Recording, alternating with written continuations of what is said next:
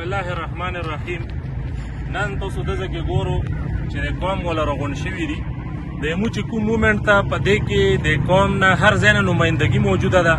دې کې مو سره مشران هم شته، دې کې مو سره کشران هم شته. نو دا د قوم حیثیت لري، مو روح قوم یو. نو مو د دې ویډیو په ذریعه سره پیغام ورکوو د ملاخیلو چې څومره هم وجري دي او د قسم خیلو هم چې څومره وجري دي جمله وجري سره د جرګې چې څومره ممبران دي ټولو له مو دا پیغام ورکوو په حیثیت د قوم چې د تاسو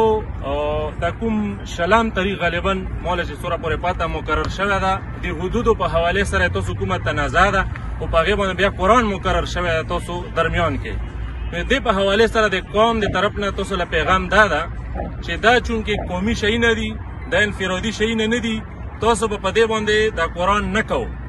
ځکه چې د اجتماعي شی ده او تاسو به دا شی مؤخر کو چونکې تاسو له ښه پته ده چې د یو مومنټ په قوم کې شروع ده، یو جدوجهد شروع ده او چې د کومه پورې دې مومنټ څه حتمي نتیجه نه وي راوتي، دې څه حل نه وي راوتی، نو هغه پورې به تاسو د قرآن کول دا مؤخر کو. او که چیرې بیا بالفرض تاسو بیا هم کوله نو هر کله چې بیا په ګرانډ جرګې کې په ګرانډ غونډې کې قوم به یوه فیصله کوله یا صلاح عمل جوړوو نو بیا به تاسو دا ګیله نه کوو چې چا موږ له ویلي نه دي او یا موږ پې قرآن کړی ده. نو دغه یو پیغام مو تاسو له دیر کړه. او د ویډیو پیغام سره سره دواړو له مو ویر هم رغللو، کوسنخیلو دفتر له هم لوړو، د ملاخیلو دفتر له هم لوړو، دا لیار مو په ویر پوره کړله او ټولو له مو دا وینا وکړله چې د قوم تاسو له دا درخواست ده د اپیل ده چې تر څو پورې د مو چې کوم د مومنټ ته قوم ول کوم راپورته شوي دي چې کومه پورې دې څه نتیجه نه وي راوتي، ګرانډ غونډه نه وي شوي، قوم یوه فیصله نه وي کړې، یو لایحه عمل نه وي جوړ کړی، تر هغه پورې د مو درخواست چې قرآن ما کو هغه پورې تاسو انتظار وکړو او د قوم سره په دې شي کې کومک وکړو او ټول قوم د دې نه خبر وي. اوس په داسې مشران خبرې کوي دا مې سره نوټ ټولو نه ما دوا سلام دا ټول ستړي ما شو په خیر راغلو. مو خبره دا ده چې د کوسنخیل سره مخکې مې خبرې کړې وو د ملاخیل مشر ورور زه یم، تورخیل یم، تورخیل ملاخیل یم، چارنادي کارت مې ملاخیل دا ټول وګورو پوښې زه ملاخیل یم. ما نه بغیر د اجازت نه بغیر د دا کوشش شروع کړی ده په دې زه خفه یم، په دې باندې زه قرآن ورکولو نه نه یم تیار، زه قرآن نه ورکوم بې باندې دا قومي شی ده. زه د قوم سره ملګری یم، زه د قوم په حق کې یم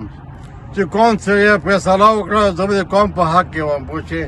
زه نه قرآن ورکوم او نه قرآن سره حق شته ده پوښې نه د کوسنخیل د مو سره حق شته ده او نه د ملاخیل حق شته ده چې بغیر د مو د اجازت د قرآن دا ویر کړي. دا نه مخکې مې پرې دا خبرې کړې دي، اوس یې پرې کوم او د کاغذ نه سره ده ډي سي نه مې دستخط اخیستی ده او زه یې مشر ورور ګرځولی یم، کمیشنر صاحب کمیشنر ګرځولی یم پوښې مشر ورور یې ګرځولی یم پوښې زه یې مشر ورور یم. دا ما پیغام ده، دا ما سوال ده ټولو له چې مو نه ده دا په کارور شي دا خبره ده ختمه شي. دا خبرې څه نه غواړم. اعوذ بالله من الشیطان الرجیم. زه صدام تورخیل یم او د ملاخیل کندي مشر ورور یم. زه دا خبره کوم چې دا کوم د ملاخیل او د قسمخیل په منځ کې چې کومه دا فیصله او مسله روانه ده نو دا چې کوم دا د له مو هېڅ قسم اجازات نه ورکوو چې دا فیصله وشي. که دا فیصله چېرې وم شي زه به دې په مخالفت کې بیا هم ودارم. نو لحاظه د قرآن خبره د ویساره شي او زه مشر ورور یم، کمیشنر هم مشر ورور ګرځولی یم او دا د ما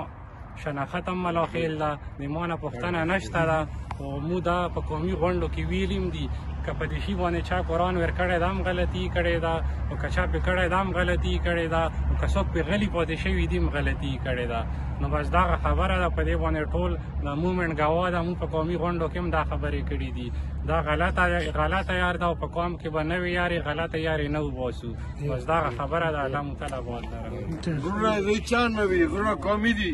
غرونه دې چا نه وي، دا قومي دي ټوله. السلام علیکم.